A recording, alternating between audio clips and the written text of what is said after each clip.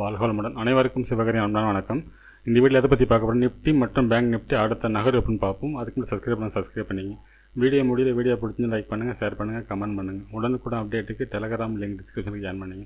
சரி, வாங்க வீடியோக்குள்ளே போவோம். ஃபஸ்ட்டு நம்ம என்ன சொல்லியிருந்தா நடந்து பார்ப்போம். நம்ம என்ன சொல்லியிருந்தோம்னா, மார்க்கெட்டை பொறுத்தளவுக்கு இந்த ஃபஸ்ட்டு சப்போர்ட் அப்படிங்கிற ஸ்ட்ராங்கான சப்போர்ட்டாக இருக்க வாய்ப்பு. இதை பிரேக் பண்ணால் மார்க்கெட் வீக் அப்படிங்கிற சொல்லியிருந்தோம். அதே சமயத்தில் மார்க்கெட்டை பொறுத்தளவுக்கு மேலே ஒரு எல்லோ ஜோன் போட்டிருந்தோம். செகண்ட் ரெசிஸ்டன்ஸுக்கு மேலே இந்த ரேஞ்சுக்குள்ளேயும் மார்க்கெட் வந்து நோ ட்ரேடிங் ஜோன் சொல்லியிருந்தோம். இந்த இடத்துல தாண்டதும் ரிஸ்க்காக இருக்கும். அதுமாரி ஆனால் மார்க்கெட்டை பொறுத்தளவுக்கு ஒரு சின்னதான பையிங்கான வாய்ப்பு அதிகம். ஆனால் ஃபுல்லாக பையிங் வாய்ப்பு கிடையாது.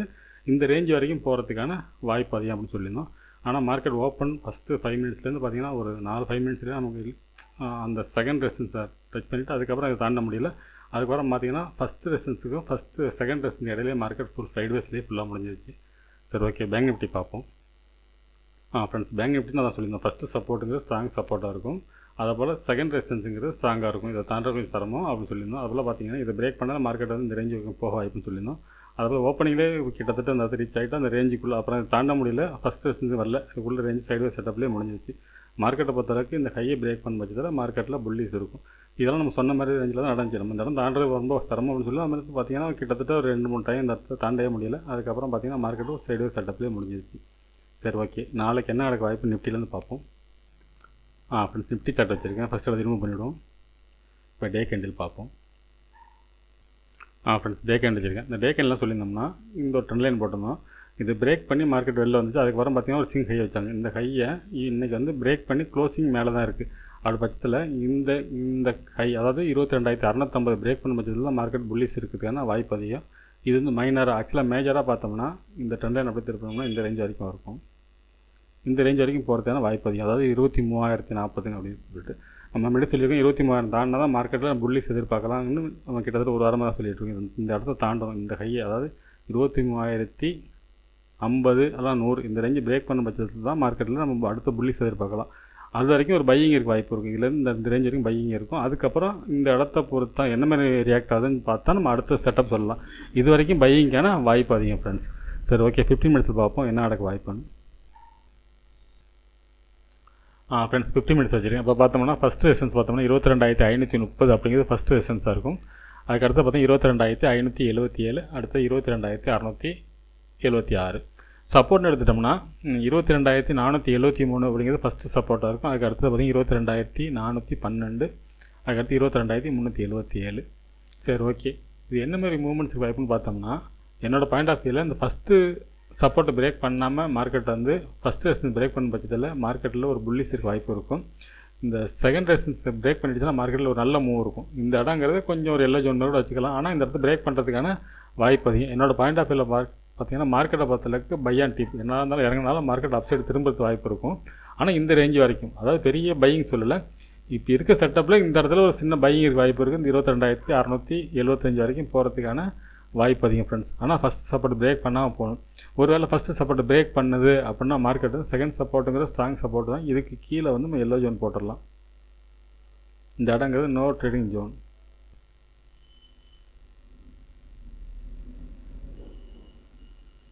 மார்க்கெட் இந்த இடத்துக்குள்ள வரப்போது 2 சைடு வாய்ப்பு இருக்குமே செட்டப்பில் இருக்கும். அதனால் இந்த இடத்துல வந்து நோ ட்ரேடிங் ஜோன் போட்டுருக்கோம். ஆக்சுவலாக வந்து இந்த ஃபஸ்ட்டு சப்போர்ட்லேயே மார்க்கெட் சப்போர்ட்டுக்கு பட்சத்தில் மார்க்கெட்டை பொறுத்தளவுக்கு இந்த செகண்ட் ரெசிஸ்டன்ஸ் உடச்சி இந்த ரேஞ்ச் வரைக்கும் போகிறதுக்கான வாய்ப்பு அதிகம் ஃப்ரெண்ட்ஸ். என்னோடய பாயிண்ட் ஆஃப் வியூவில் மார்க்கெட் வந்து நேற்று அப்படி தான் சொல்லியிருந்தோம். வெள்ளிக்கிழமையும் மார்க்கெட் வந்து இறங்கினாலும் அப்சைடு தான் போகிறது வாய்ப்புன்னு சொல்லிட்டு அதே போல் இன்றைக்கும் சொல்கிறோம். மார்க்கெட் வந்து இந்த ரேஞ்சை உடைக்காத வரைக்கும் அதாவது தேர்ட் சப்போர்ட் உடைக்காத வரைக்கும் மார்க்கெட்டை பொறுத்தளவுக்கு என்னதான் இறங்கினாலும் அப்சைடு போகிறதுக்கான வாய்ப்பு தான் அதிகம் ஃப்ரெண்ட்ஸ்.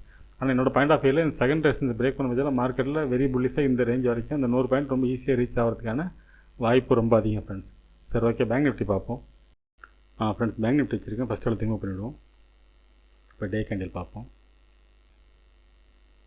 ஃப்ரெண்ட்ஸ், டே கேண்டில் வச்சுருக்கேன். இந்த டே கேண்டில் பார்த்தோம்னா இது ஆக்சுவலாக வந்து ஒரு minor support minor trend line இருந்துச்சு. இந்த ட்ரெண்ட் லைனை மார்க்கெட் பிரேக் பண்ணிட்டு திருப்பி ரீடெஸ்ட் பண்ணிச்சு. இப்போ பார்த்தீங்கன்னா அப்படியே லேசாக மாற்றினோம்னா இப்போ க்ளோசிங் இதுக்கு மேலே வச்சுருக்காங்க. ஆக்சுவலாக ஓப்பனாக அதுக்கு மேலே க்ளோசிங் கிளியராக வச்சுருக்காங்க. இருந்தாலும் இந்த மார்க்கெட்டை பொறுத்தளவுக்கு அப்படியே மேஜரை பார்த்தோம்னா மேஜர் கிட்டத்தட்ட பக்கத்தில் தான் இருக்குது. ரொம்ப தூரம் ட்ராவல் பண்ணுறது வாய்ப்பு இருக்க மாதிரி தெரில. இதில் இந்த ரேஞ்ச் வரைக்கும் அதாவது கிட்டத்தட்ட இன்னொரு 350 பாயிண்ட்ஸ் மூவ் ஆகிறது வாய்ப்பு இருக்கும். இதை பிரேக் பண்ணாமல் தான் மார்க்கெட் அப்சைடு. அப்படி பார்த்தோம்னா இந்த இடம் அதாவது 48,800 49,000 அந்த பிரேக் பண்ணாமல் தான் மார்க்கெட்டில் புல்லிஸ் இருக்கும். நாளைய மார்க்கெட்டை பொறுத்தளவுக்கு இந்த ரேஞ்ச் வரைக்கும் மூவ் ஆகிறதுக்கான வாய்ப்பு அதிகம். அதாவது 48,600 வரைக்கும் கிட்டத்தட்ட ஒரு 250 பாயிண்ட்ஸ் மூவ் ஆகிறதுக்கான வாய்ப்பு அதிகம் ஃப்ரெண்ட்ஸ்.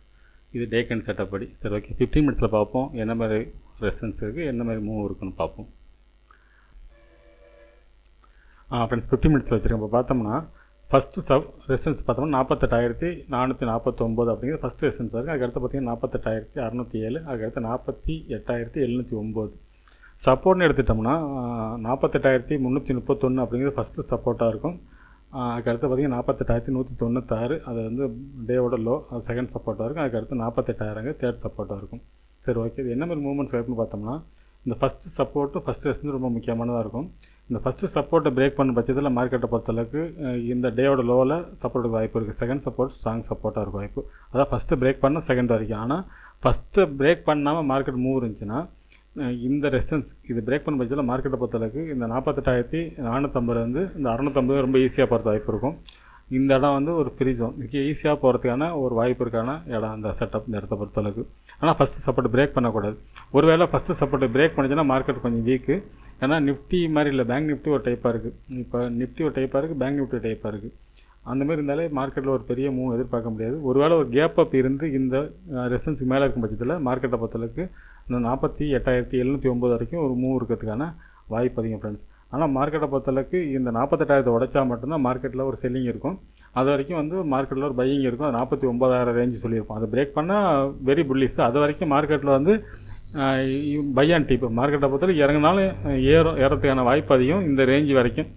இது பிரேக் பண்ண பட்சம் தான் அடுத்த ரேஞ்ச் இருக்கும். இப்போ நாளைய மார்க்கெட்டை பொறுத்தளவுக்கு இந்த 47,800 வரைக்கும் போகிறதுக்கான வாய்ப்பு அதிகம் ஃப்ரெண்ட்ஸ். என்னோடய பாயிண்ட் ஆஃப் வியூவில் மார்க்கெட் வந்து இறங்கினாலும் அப்சைட் திரும்புறதுக்கான வாய்ப்பு கொஞ்சம் அதிகம் ஃப்ரெண்ட்ஸ். சரி ஓகே, சென்செக்ஸ் பார்ப்போம். ஃப்ரெண்ட்ஸ் சென்செக்ஸ் வச்சுருக்கேன். ஃபஸ்ட்டில் திரும்ப பண்ணிவிடுவோம். இப்போ டே கேண்டில் பார்ப்போம். ஃப்ரெண்ட்ஸ் டே கேண்டில் வச்சுருக்கேன். டே கேண்டில் பொறுத்தளவுக்கு பார்த்தோன்னா இந்த ஹை, அதாவது பார்த்தோம்னா 47,740 இந்த ரேஞ்சு பிரேக் பண்ண பட்சத்தில் மார்க்கெட்டை பொறுத்தளவுக்கு இந்த கேப் ஃபில்லிங் வரைக்கும் வாய்ப்பு இருக்கும். 740 பிரேக் பண்ணால் கிட்டத்தட்ட இங்கேருந்து ஒரு 400 பாயிண்ட் மூவ் பண்ணுறது வாய்ப்பு அதிகம் ஃப்ரெண்ட்ஸ். அதாவது 75,300 வரைக்கும் போகிறதுக்கான வாய்ப்பு அதிகம். இந்த இதுலேருந்து பார்த்தோம்னா கிட்டத்தட்ட 800 பாயிண்ட்ஸ் மூவ் இருக்கிறதுக்கான வாய்ப்பு அதிகம் அப்சைடு. அதே சேர்ந்து லோ பிரேக் பண்ணால் மார்க்கெட்டில் ஃபால் இருக்கும். அது எவ்வளோ தரம் பார்த்தோம்னா இந்த ரெட் கேண்டிலோட லோ வரைக்கும் இருக்கிறதுக்கான வாய்ப்பு அதிகம் ஃப்ரெண்ட்ஸ். அதாவது 73,600 வரைக்கும் இருக்கிறதுக்கான வாய்ப்பு அதிகம். இது டே கேண்டில் படி. சரி ஓகே, 15 மினிட்ஸ் பார்ப்போம் என்ன மாதிரி வாய்ப்புன்ட்டு. ஃப்ரெண்ட்ஸ் 15 மினிட்ஸ் வச்சுருக்கோம். பார்த்தோம்னா ஃபஸ்ட்டு ரெசிஸ்டன்ஸ் பார்த்தோம்னா 74,251. அதுக்கு அடுத்து பார்த்தீங்கன்னா 74,392. அடுத்து 74,741. சப்போர்ட்னு எடுத்துட்டோம்னா 74,052 அப்படிங்கிறது ஃபஸ்ட்டு சப்போர்ட்டாக இருக்கும். அதுக்கு அடுத்து பார்த்தீங்கன்னா 73,883 அப்படிங்கிறது செகண்ட் சப்போர்ட்டாக இருக்கும். Third support 73,730. இப்போ பார்த்தோம்னா இந்த செகண்ட் சப்போர்ட்டுக்கும் தேர்ட் சப்போர்ட்டுக்கும் இடையில எல்லோ ஜோன் தான். ஏன்னா இங்கே நோ ட்ரேடிங் ஜோன் தான். இந்த இடத்த பொறுத்தளவுக்கு இறங்க வாய்ப்பு இல்லை. இருந்தாலும் நம்ம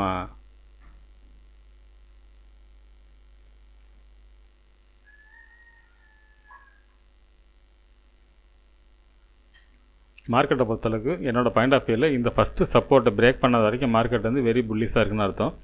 அதே சமயத்தில் ஃபஸ்ட்டு ரெசிஸ்டன்ஸ் பிரேக் பண்ண பட்சத்தில் மார்க்கெட்டில் அடுத்து ஒரு புல்லிஸ் வரதுக்கான வாய்ப்பு ரொம்ப அதிகம். அதாவது ஃபஸ்ட்டு சப்போர்ட்டை பிரேக் பண்ணாமல் மார்க்கெட் அப்சைட் போணுச்சுன்னா மார்க்கெட்டை பொறுத்தளவுக்கு இந்த ரேஞ்ச் வரைக்கும் போகிறதுக்கான வாய்ப்பு அதிகம். 74,440 வரைக்கும் 74,740 வரைக்கும் போகிறதுக்கான வாய்ப்பு அதிகம். ஒருவேளை ஃபஸ்ட்டு சப்போர்ட்டை பிரேக் பண்ணுறாங்க அப்படின்னா மார்க்கெட் வந்து கொஞ்சம் வீக்கு.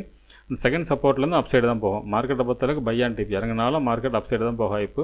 அதாவது தேர்ட் சப்போர்ட்டை உடைக்காத வரைக்கும். தேர்ட் சப்போர்ட்டை உடைச்சதுன்னா மார்க்கெட் செட்டப் மாறிடும். அது உடைக்காத வரைக்கும் தான் இந்த செட்டப்பே எல்லாம் வேலை செய்யும். மூணுலேயுமே நிஃப்டி, பேங்க் நிஃப்டி, நம்ம சென்செக்ஸ் மூணுலேயுமே இந்த தேர்ட் சப்போர்ட்டை உடைக்கக்கூடாது. உடைச்சிட்டாங்கன்னா செட்டிங்கே மாறிட்டுன்னு அர்த்தம். அப்படி உடைக்காத வரைக்கும் மார்க்கெட்டை பொறுத்தளவுக்கு புல்லிஸில் தான் இருக்குன்னு அர்த்தம். ஆனால் எது வரைக்கும்னு பார்த்தோம்னா 74,740 வரைக்கும். இது டெம்பரரி புல்லிஸ் தான். மூணுலேயுமே நம்ம சொல்லியிருக்கிறது டெம்பரரி தான். இந்த ரேஞ்செலாம் தாண்டினா தான் அடுத்தது மார்க்கெட்டில் வந்து நம்ம டே கேண்ட் செட்டப் படி பையிங் வரல. இப்போ இருக்கிற இடத்துலேருந்து ஒரு மார்க்கெட்டில் ஒரு பையிங் இருக்க வாய்ப்பு இருக்குது. இறங்கிறது வாய்ப்பு இல்லை. நாளைய மார்க்கெட்டை பொறுத்தளவுக்கு இந்த ரேஞ்ச் வரைக்கும் பையிங் இருக்கிறதுக்கான வாய்ப்பு அதிகம் ஃப்ரெண்ட்ஸ். சரி ஓகே ஃப்ரெண்ட்ஸ், அடுத்த வீடியோவில் சந்திப்போம். நன்றி, வணக்கம்.